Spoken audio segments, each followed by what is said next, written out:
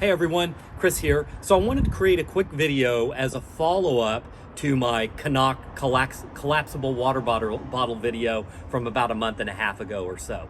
I actually got a very interesting question from Kathy on my original video yesterday saying, you know, what is the impact? How is the CNOC collapsible water bottle able to withstand being frozen on an overnight backpacking or camping outing? So what I did was I kind of faked it, and yesterday I filled my water bottle up and just stuck it in my freezer. And I mean, I filled it to the top. I even put water on the outside, put it in my freezer and left it overnight. And as you can see, this water bottle is totally and completely frozen. I mean, it is hard as a rock on all sides here. So what we're gonna do is we're just gonna set this out in the sun for it to thaw out, and then we'll come back a little bit later, take a look at it, and see if the process of freezing and thawing did any damage to the collapsible water bottle. So we'll test and see how that is. So I'm just gonna set that out in the sun for right now. The other thing that I wanted to follow up on is where I think, you know, we have a pretty good advantage for the CNOC water bottle in general that I didn't cover in my first video. So what I have here is a standard 1 liter water bottle that you might buy at a convenience store. This is Aqua Hydrate, and I attached a Sawyer Mini to it. All right, and the Sawyer Mini doesn't have the greatest flow, and everyone knows that. Most people prefer the Sawyer Squeeze, but since this is what I have, what I'll show you is something that I think is pretty unique for the CNOC versus a standard water bottle. So you can see here, as I start to squeeze the water into this, okay, the water is flowing out pretty well. And we squeeze and we can get a pretty good amount there, okay? And I probably squeeze that for about, let's say 10 or 15 seconds, and you can see the water bottle is freezing. But the flow is starting to diminish on me as I squeeze the water bottle, okay? And what happens is all the air gets pushed out of the water bottle, and I don't have a way to kind of pump more air into that so I can push more water through.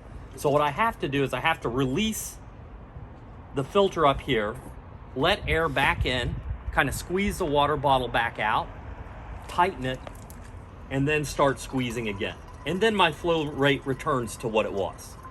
Okay, and so it's a process of squeezing, opening the top, letting more water back in, and then repeating that over and over.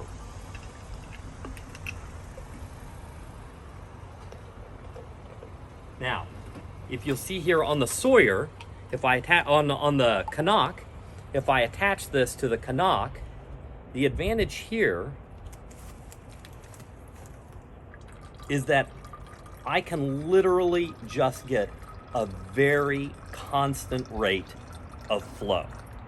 I don't have to continually remove the Sawyer Mini from the top.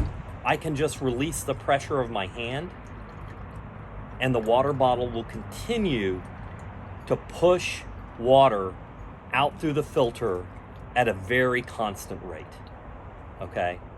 So, in my opinion, actually, this is an area where the CNOC really shines, and I can use two hands to do this a little bit better, where I don't have to continually release and take the filter off to allow air back in. It allows me to just continually push the water through. And then at the end of it,